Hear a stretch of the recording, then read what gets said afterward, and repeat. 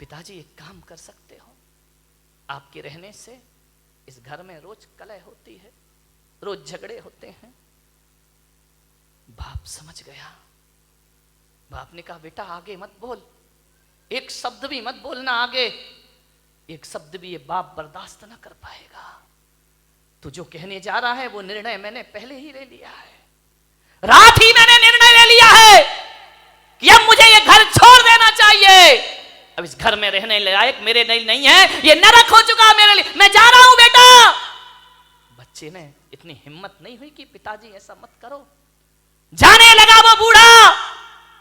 पोते को बहुत प्यार करता था, बच्चे से ज्यादा पोते पर मोह था। दौड़ा दौड़ा, दादाजी तुम मत जाओ, मैं तुम्हारे बिना नहीं रह सकता हूं। लिपट गया दादाजी से आकर, दादाजी तुम मुझे छोड़कर मत जाओ, मैं कहां सोऊंगा, किसके साथ खेलूंगा, किससे बात, कौन मेरी डिमांड पूरी करेगा। दादाजी ने कहा बेटा, छाती से लगा लिया उस पोते को, मेरे बच्चे आज मेरा जाना बहुत जरूरी है, एक बात याद रख बेटे, अब मुझे जाने दे, ज्यादा मोह मत बढ़ा। उसने कहा दादाजी मैं तुम्हें नहीं जाने दूंगा। दरवाजे पर खड़ा हो गया।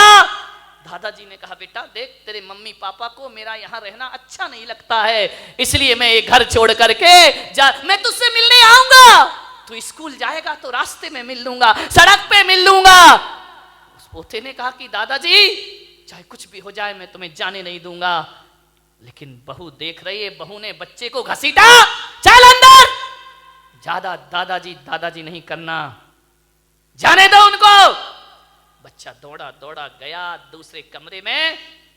ठंडी के दिन थे, कड़कड़ाती ठंड। एक कंबल उठा के लाया। दादाजी आप कुछ नहीं ले जा रहे ना, ये कंबल ले जाओ, ये मेरी दादी का कंबल है, वो हरिद्वार गई थी तो वहां से खरीद के लाई थी, ये मेरे माँ बाप का नहीं है। माँ ने कहा चल दे दे कंबल, क्या बिगड़ता, इससे अच्छा कंबल ले आएंगे। दादाजी के कंबल दिया पोते ने, उसने छाती से लगाया कंबल को। यही मिला उसे पूरी जिंदगी में, जिसके लिए मकान दुनिया सब कुछ बसाई, ये कंबल हाथ लगा है लास्ट में। क्या मिलता इस आदमी को, कुछ नहीं।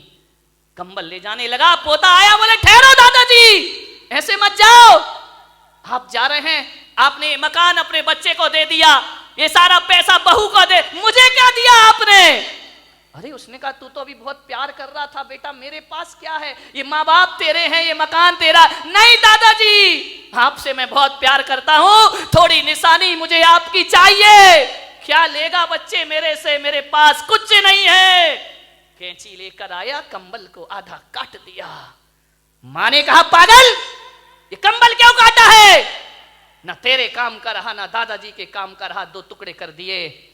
बोले मां मैं जानता हूं ये कंबल दादाजी के काम का तो नहीं रहा, लेकिन मेरे बहुत काम का है कंबल। बोले क्यों, बोले जैसे आप दादाजी को घर से निकाल रहे हो, और बड़ा होकर जब मैं तुम्हें निकालूंगा तो आधा कंबल तुम्हारे बहुत काम आएगा जिंदगी में, ध्यान रखना। मान्यवर उस बूढ़े बाप की आंखें डबडबा गईं। मैं दूंगा तुम्हें, जब तुम अपनी कमाई का अपने पिता को कुछ नहीं दे रहे हो तो मैं भी तुम्हें क्यों दूंगा। आधा कंबल संभाल के रखूंगा मैं अपनी जिंदगी में। बूढ़ा चला गया, आधा कंबल सीने से लगाए चला गया। ना जाने कहां जा रहा है उसे नहीं पता, कहां जाएगा ये भी नहीं जानता है। वह चलते जा रहा, चलते जा रहा, चलते जा रहा, एक फोटोग्राफर की दुकान पे पहुंच गया। उसने देखा, ना जाने क्या सूझी बुढ़ापे में उसको, कंबल दबाए हुए सीढ़ियां चढ़ गया। फोटोग्राफर से बोला कि बेटा मेरी एक फोटो खींच सकता है। उसने कहा दादाजी को क्या हो गया, फोटो खींच दे।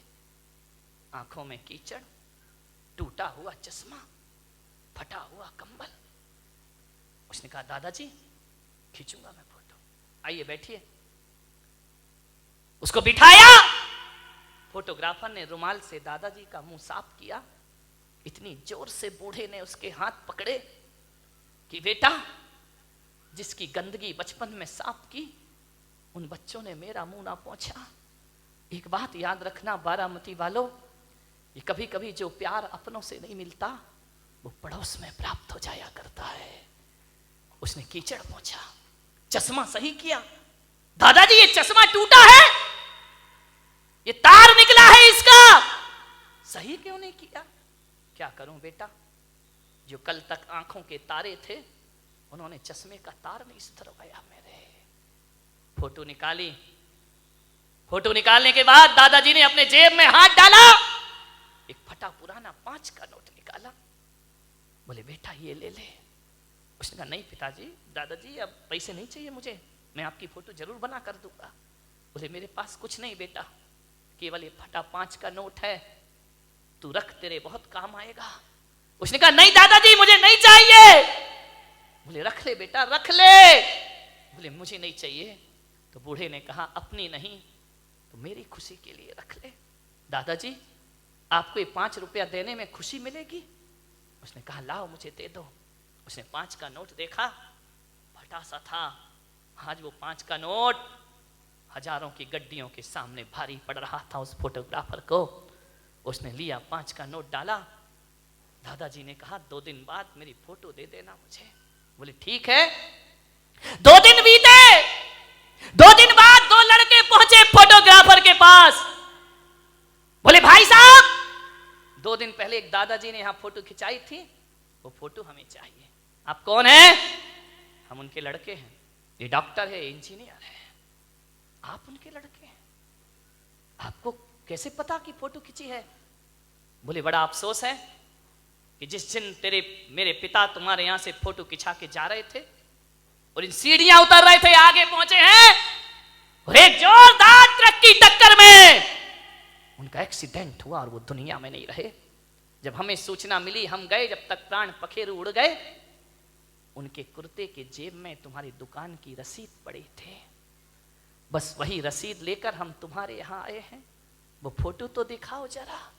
फोटो दिखाई। अरे ये फोटो खींची है तुमने? ये फटे से कपड़े, टूटा सा चश्मा, आंखों में कीचड़।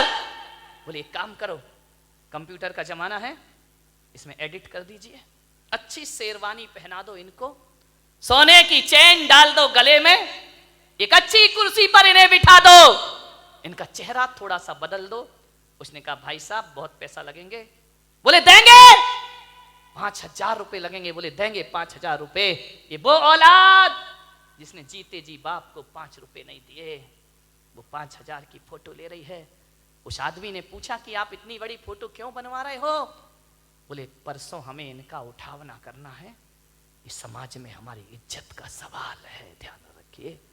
हम उनकी ऐसी फोटो नहीं लगा सकते हैं, हमारा भी स्टेटस है, हमारा भी स्टैंडर्ड है, सारी समाज हमारे यहाँ आएगी। जितनी सुंदर फोटो बना सको फोटो बना दीजिए, कल सारे लोग श्रद्धांजलि सभा में उपस्थित होंगे। ये है माँ बाप का सम्मान। फोटोओं पर फूल चढ़ाने वालों, जीते जी 2 शब्द प्यार से नहीं बोलते हो। कैसी औलाद है कि जीते जी बाप के लिए नए कपड़े नहीं आते, मर जाए तो नया कफन खरीदने दौड़ते हो। ध्यान रखिए मेरे भाई, आपसे निवेदन है, लाशों पर फूल मत चढ़ाना, कोई बात नहीं है, जीते जी बाप से फूल जैसी बातें जरूर किया करो, तुम्हारा जीवन सार्थक होगा। यह संस्कृति होना चाहिए भारत की। मेरे सानिध्य में मुझे बड़ा दुख है कि मैं संत होकर मुझे एक वृद्धाश्रम बनाना पड़ा जहां बुजुर्ग लोग रहा करते हैं। ऐसे ऐसे लोग आते हैं मेरे पास आंसू बहाते, अरे घर की दुनिया से बाहर निकल के देखो, अपने ही घर को दुनिया मत समझिए। आते हैं मेरे पास, महाराज ये जिंदगी का अंतिम पड़ाव, कुछ व्यवस्था करो, हमारा बेटा हमें घर से। एक बेटा मेरे पास आया अपने माँ को लेकर, महाराज आपका वृद्धाश्रम बना है, आपका वात्सल्य धाम बना है, मेरी माँ को वहां रख दीजिए। मैंने कहा शर्म आना चाहिए तुझे, एक बेटा कह रहा है कि वृद्धाश्रम में रख दो। मान्यवर, मैंने उससे कहा तुझे तो चुल्लू भर पानी में डूब के मर जाना चाहिए। जिस माँ ने कोख में रखा तू घर में नहीं रख सकता है, वापिस लेके जा इस माँ को। बोले आपने क्यों बनाया वृद्धाश्रम? मैंने कहा मैंने इसलिए नहीं बनाया कि कोई औलाद अपने बाप को मेरे पास भेजे, नहीं भाई, ये तो मेरे लिए सबसे बड़ा पाप हो जाएगा।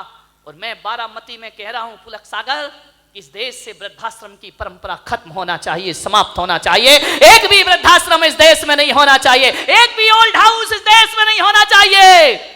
ये बदनुमा दाग है भारतीय संस्कृति पर।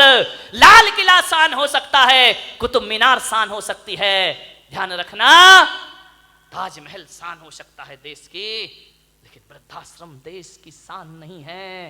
ये भारतीय संस्कृति पर मारा हुआ तमाचा हुआ करता है। एक बेटा माँ बाप को वृद्धाश्रम में रखता है। मैंने उसे 1 घंटे समझाया, बेटा माँ को मत निकाल अपने घर से। 1 घंटे मैंने उसे समझाइश दी, वो अपनी माँ को वापस ले गया। ध्यान रखिए मान्यवर, मैं एक भावना रखता हूं, मेरा और हम जैसे संतों का जीना सार्थक हो जाएगा जब वृद्धाश्रम रातों रात खाली हो जाएगा। मेरे भाई, हर बेटा अपने माँ बाप को अपने घर ले जाए। कौन सी शान है ये? मैंने बनाया है इसलिए बनाया कि उन बुजुर्गों को सहारा दूं जिनके औलाद नहीं है। ध्यान रखिए, औलाद होने के बाद माँ बाप हमारे पास आए शरण में, बेकार की जिंदगी है ये। ध्यान रखिए। आपसे निवेदन है, एक बूढ़ी मां जिसने औलाद को पढ़ाया लिखाया, लेकिन वो औलाद उस मां से नफरत करती थी। धिक्कार है वो औलाद जो मां से नफरत करती है, पिता से नफरत करती है। यही नफरत थी उसे बस। वो कहता था, मां तू मेरे सामने मत आया कर, तू मनहूस है, मैं तेरा चेहरा देखना पसंद नहीं करता हूं। मां रो लेती चुपके चुपके, पाल पोस के बड़ा किया, पढ़ाया लिखाया। औलाद कह रही हम तेरा चेहरा देखना नहीं चाहते, तू हमारे सामने मत आया कर। मां आती, मां की ममता थी बेचारी, क्या करे। स्कूल जाती, टिफिन देने जाती, बच्चे का भोजन देने जाती। बच्चे से कोई पूछता कि ये बुढ़िया कौन है, तो मालूम है वो ऐसी औलाद, ऐसी कायर औलाद जो अपने दोस्तों को कहता कि नौकरानी है जो हमारे घर से हमें टिफिन ला के देती है। मां जब सुनती तो सीना छलनी हो जाता उसका। ये नौकरानी है, ये काम वाली है, घर में आके झगड़ा करता, तू टिफिन लेके मत आया कर मेरे स्कूल में, मुझे बहुत नफरत है तुझसे।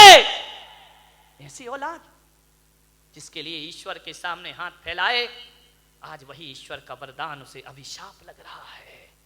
औलाद पसंद नहीं करती है। एक बात ध्यान रखना, मां कैसी भी हो, मां तो मां होती है मेरे भाई। मां काली हो, मां गोरी हो, मां बदसूरत हो, एक बात ध्यान रखना, मां की सूरत नहीं देखी जाती, मां का दिल देखा जाता है मेरे भाई दुनिया में। इसलिए नफरत थी उसे कि उस मां की एक आंख नहीं थी। तू कानी है, मेरे सामने मत आया कर। मां रो लेती चुपके चुपके,